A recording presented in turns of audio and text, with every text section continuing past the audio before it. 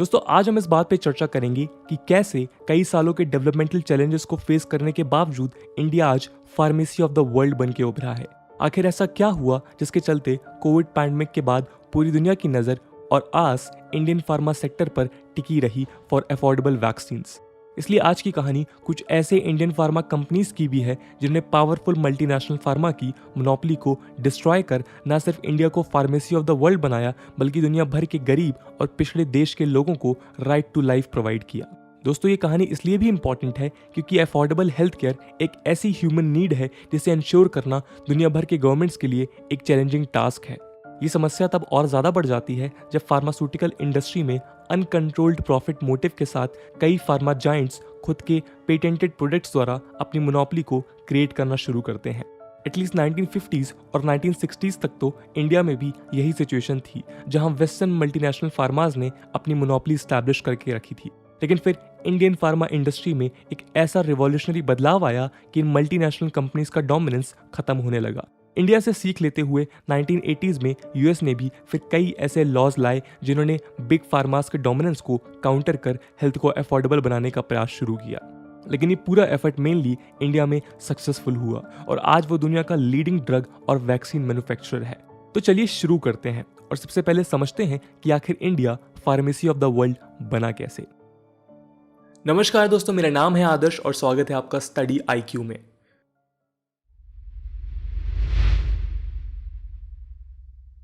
दोस्तों Indian pharma revolution का सबसे इंपॉर्टेंट फैक्टर है इंडियन पेटेंट्स एक्ट 1970, जिसने the patents and design act 1911 को रिपील कर पेटेंट लॉस को रिलैक्स किया। इंडिया में 1950s और 1960s तक ग्लोबल फार्मा जायंट्स का ही डोमिनेंस था जो पेटेंट लॉस को यूज कर मैसिव प्रॉफिट्स अर्न कर रहे थे। हेल्थ एक ह्यूमन राइट इशू है जहां ये जरूरी है कि प्रॉफिट मोटिव्स के लिए ह्यूमन राइट का हनन ना हो, लेकिन कहीं ना कहीं 1911 के पेटेंट एक्ट द्वारा यही हो रहा था और गरीब लोगों के लिए मेडिसिन खरीद पाना अफोर्डेबल नहीं था। दोस्तों हमारे फार्मा मिरेकल की कहानी की शुरुआत होती है 1935 में। जी हाँ, ब्रिटिश इंडिया का दौर था जब महात्मा गांधी के फॉलोअर ख्वाजा अब्दुल हमीद नाम के एक staunch nationalist, anti imperialist freedom fighter और साइंटिस्ट ने मुंबई में chemical industrial and pharmaceutical laboratories यानी सिप्ला को फॉर्म किया। सिप्ला बाकी की कंपनी से इसलिए अलग थी क्योंकि इसका मोटिव शुरुआत से ही गांधीयन आइडिया पर बेस्ड था, जहां वो गरीबों को अफोर्डेबल रेट्स पर मेडिसिन देना चाह रही थी। ये काम उसने वर्ल्ड वॉर 2 के समय भी किया जब वॉर रिवेज्ड बर्मा और बाकी के साउथ ईस्ट एशियन कंट्रीज में उसने मलेरिया, डिसेंट्री और डायरिया के ड्रग्स सप्लाई किए। खैर कुछ 3 दशक के बाद 1961 में सिप्ला की असली कहानी शुरू होती है जब अब्दुल हमीद के बेटे यूसुफ हमीद कैम्ब्रिज से अपनी पीएचडी खत्म कर इंडिया में आते हैं और सिप्ला को लीड करते हैं। सोर्सेज बताते हैं कि एमएनसी जायंट्स की मोनोपोली के खिलाफ असली लड़ाई यूसुफ ने ही छेड़ी और उन्होंने कई और इंडियन फार्मास के साथ मिलकर इंडियन गवर्नमेंट को 1911 के पेटेंट एक्ट को रिपील करने की मांग की। इस एफर्ट के चलते इंडियन पेटेंट्स एक्ट 1970 पास किया गया। नए एक्ट के हिसाब से पेटेंट लॉस को रिलैक्स कर दिया गया और शुरू हुआ इंडियन फार्मा का रिवॉल्यूशन। नए एक्ट के बेनिफिट्स उठकर इंडियन फार्मास्यूटिकल मैन्युफैक्चरर्स उन ड्रग के लो कॉस्ट जेनरिक वर्जन को बनाने में सफल हुए जो बाकी कंट्रीज में पेटेंटेड थे। इसका सबसे अच्छा एग्जांपल्स है HIV ड्रग्स जिसका नाम है ज़िडोवुडाइन और life saving cancer drug imatinib, जिन्हें इंडियन कंपनीज ने रिजर्व इंजीनियरिंग से बनाया with in a few year after their US launch. 1999 में WHO ने अनाउंस किया कि HIV एड्स अफ्रीका में नंबर 1 किलर है। इसके बाद दुनिया भर के बिग फार्मास्यूटिकल कंपनीज ने $10,000 पर ईयर के पेटेंट के लिए चार्ज करना शुरू किया, जो मिलियंस के लिए अनवायबल और अनअफोर्डेबल हो गया। लेकिन 2001 में न्यूयॉर्क टाइम्स में एक रिपोर्ट छपी, टाइटल था Indian company offers to supply AIDS drugs at low cost in Africa. ये कंपनी थी सिप्ला, लेड बाय यूसुफ हमीद, जो लाखों करोड़ों लोगों के जीवन में एक मसीहा बनकर सामने आए। सिप्ला ने HIV पेशेंट्स को 99% कॉस्ट रिडक्शन के साथ HIV ट्रीटमेंट प्रोवाइड कराया। जो दवाई $10,000 में बिक रही थी उसकी कॉस्ट अब $400 थी। सिप्ला द्वारा इनिशिएटेड एफर्ट्स के बाद बाकी की इंडियन जेनरिक ड्रग कंपनीज ने भी अपने चीपर ड्रग से अफ्रीका में हंड्रेड्स ऑफ थाउजेंड्स लाइफ को सेफगार्ड किया।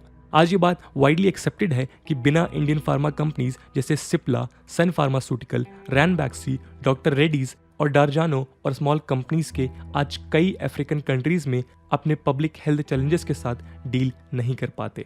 दोस्तों, इसी हिस्टोरिकल फैक्टर के चलते आज इंडिया अफोर्डेबल एचआईवी ड्रग्स का लीडिंग ग्लोबल सप्लायर है।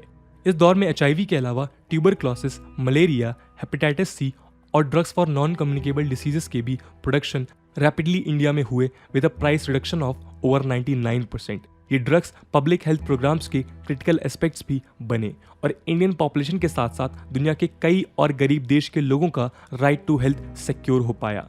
मेडिसिन के अलावा आज इंडिया लो कॉस्ट वैक्सीन का भी one of the biggest supplier है to countries all over the world. जब large multinational pharmaceutical companies hepatitis B vaccine की मोनोपोलीज बना रहे थे, तब इंडिया पहला ऐसा देश था जिसने ये वैक्सीन लो कॉस्ट में दुनिया भर के लोगों को प्रोवाइड की। इसके अलावा आज इंडिया वो देश है जहां largest number of US FDA compliant pharmaceutical plants हैं, जो फार्मास्यूटिकल एक्सपोर्ट एफर्ट्स को ऑगमेंट करने में मदद करते हैं। कई एस्टिमेट के हिसाब से तो दुनिया के 65% बच्चे एटलीस्ट एक इंडियन मैन्युफैक्चर्ड वैक्सीन रिसीव करते हैं। अपने इस हिस्टोरिकल डोमिनेंस के चलते आज इंडिया कोविड-19 वैक्सीन के लिए भी one of the biggest exporters बन चुका है। ये केवल इसलिए पॉसिबल हो पाया है क्योंकि इंडिया के पास आज वर्ल्ड क्लास रिसर्च और डेवलपमेंटल फैसिलिटीज के साथ साथ हाईली क्वालिफाइड मैन पावर है। गवर्नमेंट सपोर्ट भी क्रूशियल फैक्टर है, जहां कई पब्लिक और प्राइवेट सेक्टर कंपनीज को इंडियन गवर्नमेंट ने एक्टिवली सपोर्ट प्रोवाइड किया। सीरम इंस्टीट्यूट ऑफ इंडिया आज दुनिया का लार्जेस्ट वैक्सीन मैन्युफैक्चरर भी है, जो आज कोविशील्ड को दुनिया भर में एक्सपोर्ट कर रहा है। इंडियन मैन्युफैक्चरर्स ने पिछले कुछ महीनों में जिस तरह से अपने प्रोडक्शन को मल्टीप्लाई किया है वो काबिले तारीफ है। एक्सपेक्टेशंस हैं कि इंडिया लगभग 30 करोड़ शॉट्स मंथली मैन्युफैक्चर कर रहा होगा। ये इतना मैसिव सप्लाई है कि न सिर्फ डोमेस्टिक बल्कि फॉरेन डिमांड्स भी इससे ईजिली मीट हो जाएगी। इसलिए अब मोस्ट एक्सपर्ट्स कहते हैं कि इंडिया को जल्द से जल्द इन वैक्सीन्स को लो इनकम कंट्रीज में एक्सपोर्ट करना शुरू कर देना चाहिए। इसके न सिर्फ इकोनॉमिक बेनिफिट्स हैं बल्कि जियोपॉलिटिकली भी इंडिया अपनी सॉफ्ट पावर को इनहेंस कर पाएगा। ये स्पेशली पैसिफिक और अफ्रीका में हो सकता है, जहां पिछले कुछ सालों में चाइना का प्रेजेंस काफी रैपिडली इंक्रीज हुआ है। कोविड वैक्सीन को लेकर इंडिया द्वारा किए गए इंटरनेशनल कमिटमेंट्स के चलते भी आज इंडिया का फार्मा एक्सपोर्ट काफी इंप्रेसिवली एक्सपैंड हुआ है। इंडिया के टोटल एक्सपोर्ट्स में फार्मा का शेयर 2019 में 5.1% था और 2020 में ये 7.1% तक इंक्रीज हो गया, making it third largest exported commodity. दोस्तों, अब हम बात करेंगे इंडियन फार्मा के फ्यूचर ग्रोथ के ड्राइवर्स क्या हैं। दोस्तों, आर्टिफिशियल इंटेलिजेंस एक ऐसी प्रॉमिसिंग टेक्नोलॉजिकल इनोवेशन है जिसका इस्तेमाल आज ऑलमोस्ट हर सेक्टर में हो रहा है। इसका स्कोप फार्मा में भी काफी प्रॉमिसिंग है। एक्सपर्ट्स का मानना है कि एआई फार्मा इंडस्ट्री को ऑटोमेटेड एल्गोरिदम्स के थ्रू हेल्प कर सकता है। From research and development to fast production, AI का इस्तेमाल हर जगह पॉसिबल है। एआई डिफिकल्ट डिसीजेस को समझने के साथ साथ ड्रग एडहेरेंस को मॉनिटर में भी मेजर रोल प्ले कर सकता है। कॉम्प्लेक्स डेटा के प्रेसाइज एनालिसिस से क्लिनिकल ट्रायल्स को भी इंप्रूव किया जा सकता है। ड्रग डिस्कवरी और मॉलिक्यूलर एनालिसिस भी कुछ एरियाज में है जहां एआई की हेल्प से इस इंडस्ट्री में मेजर ट्रांसफॉर्मेशंस हो सकते हैं। इसके अलावा 2021 के इकोनॉमिक सर्वे ने भी ये कहा है कि Indian pharmaceutical sector Covid induced opportunities को इस्तेमाल कर आगे और भी ज्यादा ग्रो कर सकता है। सर्वे ने सजेस्ट किया कि इंडिया को अब अपने मार्केट बेस और प्रोडक्ट कैटेगरीज को भी एक्सपैंड करना चाहिए। न्यूअर प्रोडक्ट क्लासेस में बायोसिमिलर्स, जीन थेरेपी और स्पेशलिटी ड्रग्स जैसे प्रोडक्ट्स हो सकते हैं। इसके अलावा मार्केट बेस के लिए इंडिया अब अपने एक्सपोर्ट्स को लार्ज और अंडर पेनिट्रेटेड मार्केट्स जैसे Japan, China, Africa, Indonesia, Russia, Brazil और लैटिन अमेरिका में डायरेक्ट कर सकता है। इसके अलावा economic survey current regulatory mechanism को रीस्ट्रक्चर करने की भी बात करता है। ये various national institute of pharmaceutical education and research यानी NIPERs में कैपेसिटी बिल्डिंग और अपग्रेडेशन से हो सकता है।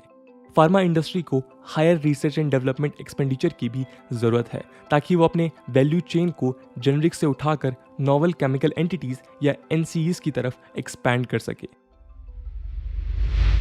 दोस्तों, इन सब प्रॉमिसिंग आइडियाज के बियॉन्ड फिलहाल इंडिया के सामने कुछ मेजर चैलेंजेस भी हैं। सबसे पहला है एक्टिव फार्मास्यूटिकल इंग्रेडिएंट्स या API के लिए इंडिया का चाइना पर ओवर डिपेंडेंस। APIs को हम बल्क ड्रग्स भी कहते हैं, जो जेनरिक ड्रग्स का फंडामेंटल इंग्रेडिएंट है। फॉर एग्जाम्पल, क्रोसिन का API पैरासीटामोल होता है, इवन करता है।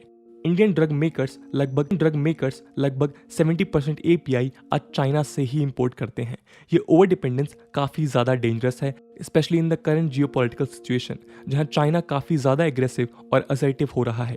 खैर, अर्ली 90s में इंडिया एपीआई मैन्युफैक्चरिंग में सेल्फ रिलायंट था, लेकिन चाइना द्वारा प्रोड्यूस चीपर एपीआईज ने इंडियन मार्केट को डोमिनेट कर लिया और आज इंडिया में API manufacturing almost non existent है।